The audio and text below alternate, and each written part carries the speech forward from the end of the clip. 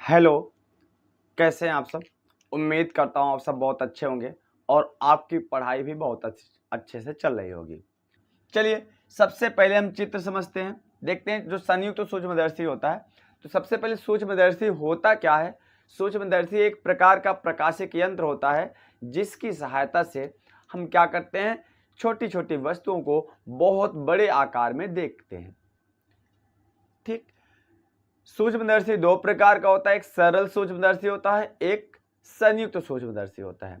देखिए, जो संयुक्त सूक्ष्मदर्शी होता है इसमें दो लेंस का प्रयोग करते हैं, एक अभिदृश्यक लेंस होता है, एक नेत्रिका लेंस होता है। अर्थात एक लेंस जो वस्तु की तरफ होता है, जैसे हम जब सूक्ष्मदर्शी की सहायता से देखते हैं तो जो लेंस हमारी आंख की तरफ होता है उसको नेत्रिका लेंस बोलते हैं, और जो वस्तु की तरफ होता है उसको हम बोलते हैं अभिदृश्यक लेंस बोलते हैं। नेत्रिका लेंस की फोकस देखो, इसमें लिखेंगे क्या, इसमें दो सूक्ष्मदर्शी लेते हैं, इसको एक नली से क्या करते हैं, कस देते हैं, और इसको हम आगे पीछे खिसका भी सकते हैं। जो अभिदृश्यक लेंस होता है इसकी फोकस दूरी कम होती है, और जो नेत्रिका लेंस होती है इसकी फोकस दूरी अधिक होती है। अब ध्यान से समझिए, आप प्रतिबिंब रचना का नियम पढ़े हो, तो यहां से क्या करते हैं हम, सबसे पहले एक वस्तु होता है ए बी मान लेते हैं। क्या करते हैं, प्रतिबिंब रचना के दो नियम, मुख्य अक्ष के समांतर चलने वाली प्रकाश की किरणें लेंस या अपवर्तन के पश्चात तो मुख्य फोकस से होकर जाती है, और फिर लेंस के प्रकाशिक केंद्र से होकर जाने वाली प्रकाश की किरणें बिना मुड़े क्या होती है, सीधे निकल जाती है, और जहां पर भी मिलेगा तो इस अभिदृश्यक लेंस का क्या बनेगा, प्रतिबिंब बनेगा। ठीक है, अब इस अभिदृश्यक लेंस के लिए प्रतिबिंब बनेगा।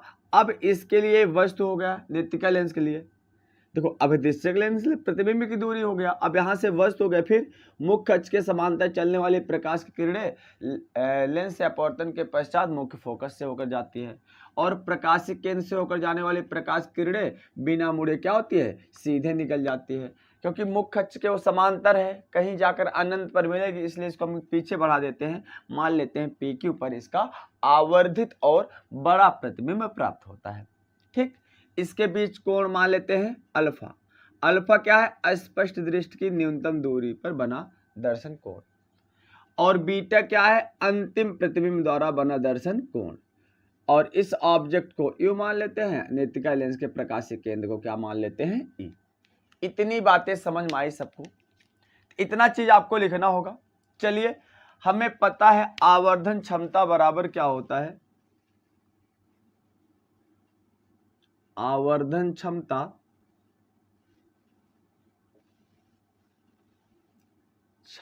बराबर होता है अंतिम प्रतिबिंब द्वारा बना दर्शन कोण, अंतिम प्रतिबिंब द्वारा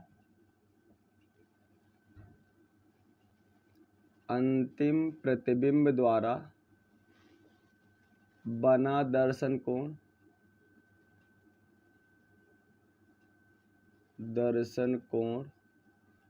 बटे अस्पष्ट दृष्टि की न्यूनतम दूरी पर बना दर्शन कोण। अस्पष्ट दृष्टि की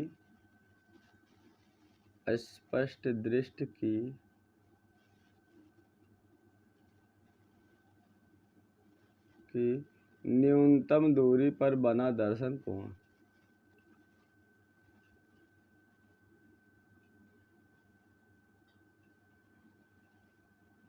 बना दर्शन कोण। इतनी बातें सबको समझ में। अब देखिए, आवर्धन क्षमता को किससे प्रदर्शित करते हैं, यम से। तो यम बराबर हो जाएगा अंतिम प्रतिबिंब द्वारा बना दर्शन कोण क्या है, बीटा है, तो लिख देंगे बीटा बटे अस्पष्ट दृष्टि की न्यूनतम दूरी पर बना दर्शन कोण अल्फा। याद रखना, यदि कोण बहुत छोटा होता है, यदि कोण बहुत छोटा होता है तो क्या होता है, टैन थीटा जो होता है टैन थीटा के बराबर हो जाता है। याद रखना, थीटा किसके बराबर होता है, टैन थीटा का। यहाँ इतनी चीज याद रखना। तो यम बराबर क्या हो जाएगा, जहां बीटा है तो क्या हो जाएगा, टैन बीटा, और जहां अल्फा है तो क्या हो जाएगा, टैन अल्फा। इसको मान लेते हैं इक्वेशन नंबर 1। तो यहां सबसे पहले हम क्या करेंगे, tan अल्फा और tan बीटा का वैल्यू निकालेंगे। देखिए इस त्रिभुज से किसकी वैल्यू निकल जाएगी, tan अल्फा की। तो त्रिभुज किसमें, AOB में, AOB में क्या हो जाएगा, tan अल्फा बराबर, देखो tan थीटा बराबर क्या होता है, लंब बटे आधार। लंब क्या है, AB।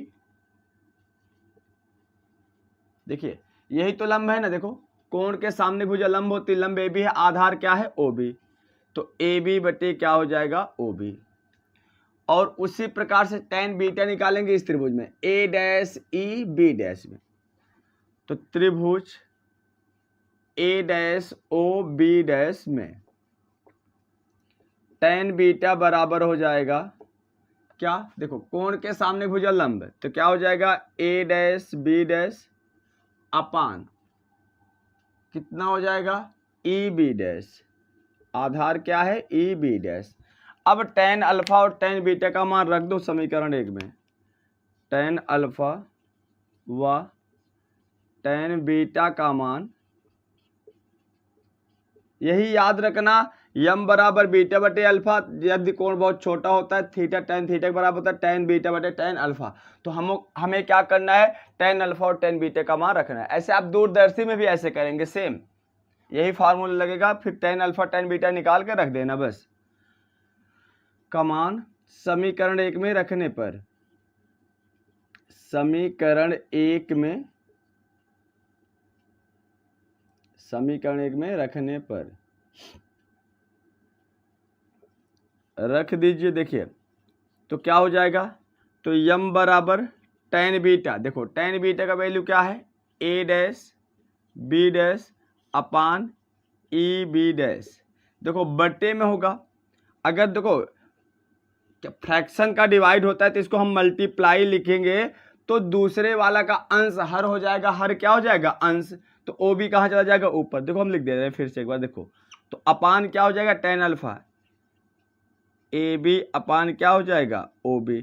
अब इसको हम लिख क्या सकते हैं, देखो यम बराबर लिख सकते हैं, देखो क्या A dash B dash upon EB dash. अब देखो फ्रैक्शन का डिवाइड है, इसको मल्टीप्लाई लिखेंगे, इसका अंश हर हो जाएगा, हर क्या हो जाएगा अंश, तो OB बटे क्या हो जाएगा AB।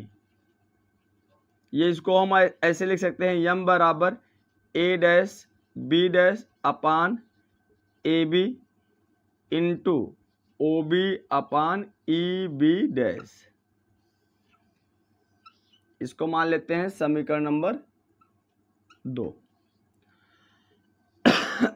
अब चलिए आगे देखते हैं। अब यहां पर देखिए एक त्रिभुज, देखिए यहां से देखो, अगर एक कोण अल्फा है तो ए भी कोण क्या हो जाएगा अल्फा हो जाएगा। इतनी बातें सबको समझ में आया। अब देखिए इस त्रिभुज से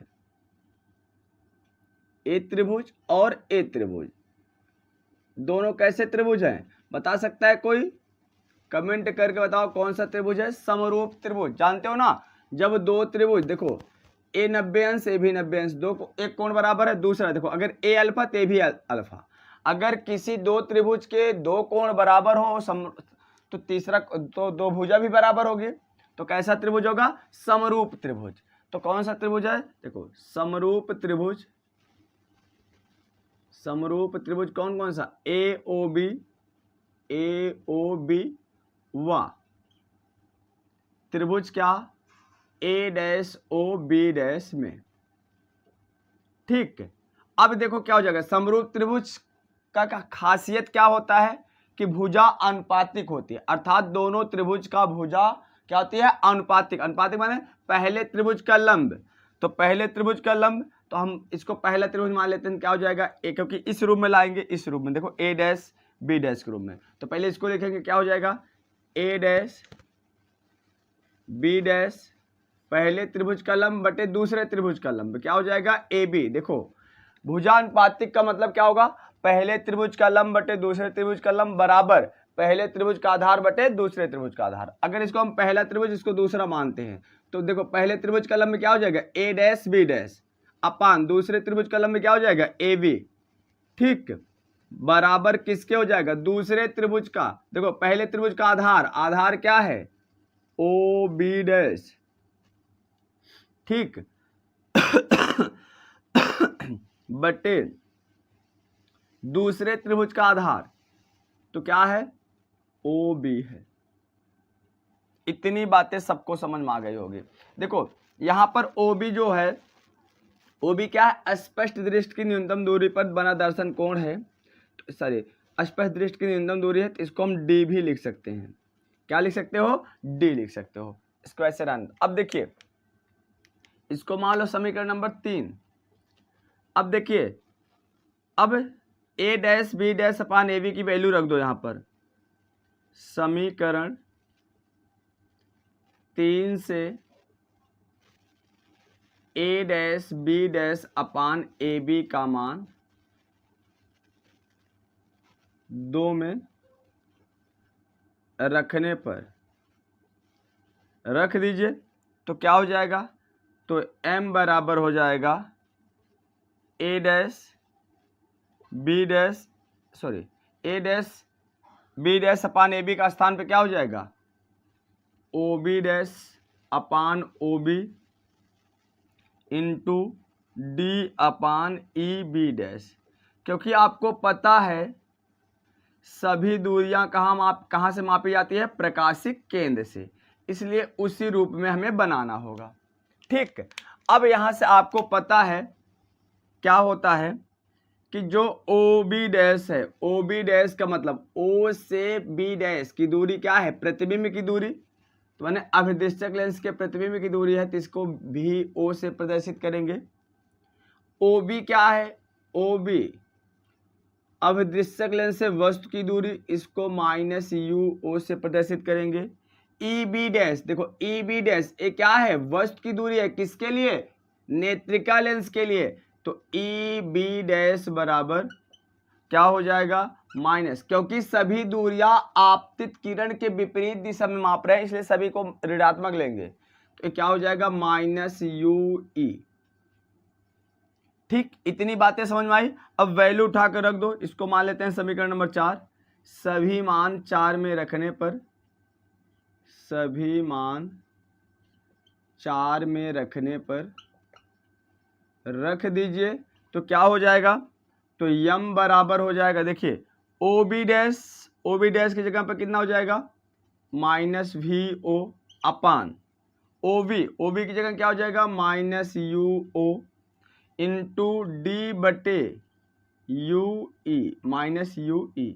अब देखिए माइनस माइनस क्या हो जाएगा प्लस, फिर प्लस गुणे माइनस क्या हो जाएगा माइनस, तो m बराबर minus V O upon you O into D upon u e. इसको मान लेते हैं समीकरण नंबर 5। ठीक, इतना पहले स्क्रीनशॉट लीजिए, फिर आगे बढ़ें, फिर इसको इरेज करते हैं। स्क्रीनशॉट ले लिया होगा आपने। देखिए अब हमें देखो आवर्धन क्षमता यहां आ गया। अब हमें दो कंडीशन निकालना है। एक बार यदि प्रतिबिंब स्पष्ट दृष्टि की न्यूनतम दूरी पर हो, तो पहला कंडीशन है यदि प्रतिबिंब स्पष्ट दृष्टि की न्यूनतम दूरी पर हो।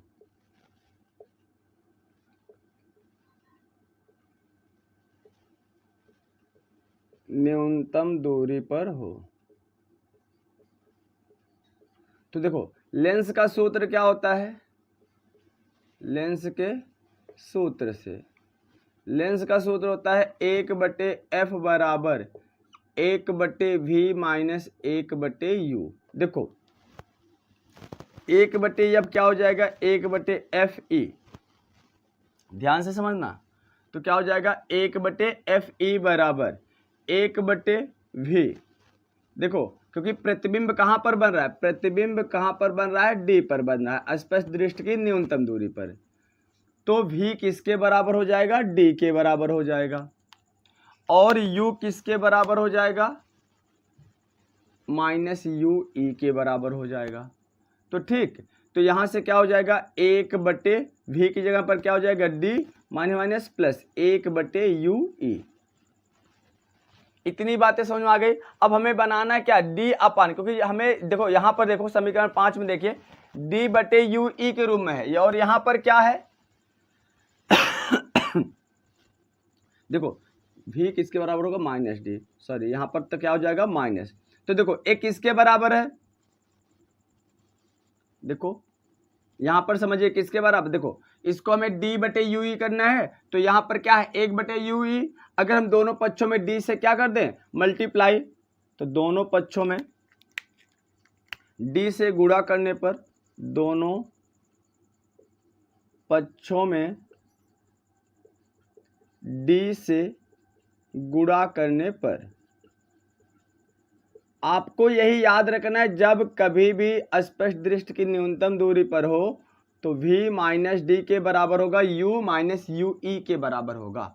कब, जब संयुक्त सूक्ष्मदर्शी होगा या दूरदर्शी होगा। तो यहाँ से क्या हो जाएगा, जब d से मल्टीप्लाई करोगे कितना हो जाएगा, d बटे एफ ई हो जाएगा, बराबर d से डिवाइड करेंगे तो क्या हो जाएगा माइनस 1, d बटे डी कैंसिल हो जाएगा, और ये क्या हो जाएगा d अपान यू ई। अब इसकी वैल्यू निकालेंगे, देखो d अपान यू ई, इधर माइनस इधर क्या हो जाएगा प्लस, तो d अपान यू ई बराबर हो जाएगा 1 प्लस डी अपान एफ ई। अब यही वैल्यू d अपान यू ई की वैल्यू समीकरण 5 में रख देंगे, तो d अपान यू ई का मान 5 में रखने पर रख दीजिए, क्या हो जाएगा, तो यम बराबर हो जाएगा minus V O upon you O into, देखिए d अपान यू ई, इसकी वैल्यू क्या है पूरा, तो 1 plus d upon f e. यही हो गया संयुक्त सूक्ष्मदर्शी के आवर्धन क्षमता का व्यंजक जब प्रतिबिंब कहाँ पर है, अस्पष्ट दृष्टि की न्यूनतम दूरी पर है। दूसरा कंडीशन आता है यदि प्रतिबिंब, दूसरा कंडीशन आता है यदि प्रतिबिंब अनंत पर है, अनंत पर है। तो याद रखना जब प्रतिबिंब अनंत पर होता है तो प्रतिबिंब कहाँ पर है, अनंत पर है, तो वस्तु कहाँ पर रखी होती है, फोकस पर। तो यू ई किसके बराबर होता है, एफ ई के बराबर। तो याद रखना, तो समीकरण 5 से, समीकरण 5 से इसमें कुछ नहीं करना है, बस रख दो जहाँ यू ई है वहाँ पर एफ ई रख दो, तो कितना हो जाएगा, तो यम बराबर minus V O upon you O into D upon क्या हो जाएगा एफ ई। ये हो गया, देखो ये समीकरण नंबर हो गया 6, ये समीकरण नंबर हो गया 7। जो समीकरण 6 है स्पष्ट दृष्टि की न्यूनतम दूरी के लिए है आवर्धन क्षमता का सूत्र, और ये क्या है जब प्रतिबिंब अनंत पर बने तब के लिए है आवर्धन क्षमता का सूत्र। तो स्क्रीनशॉट लीजिए।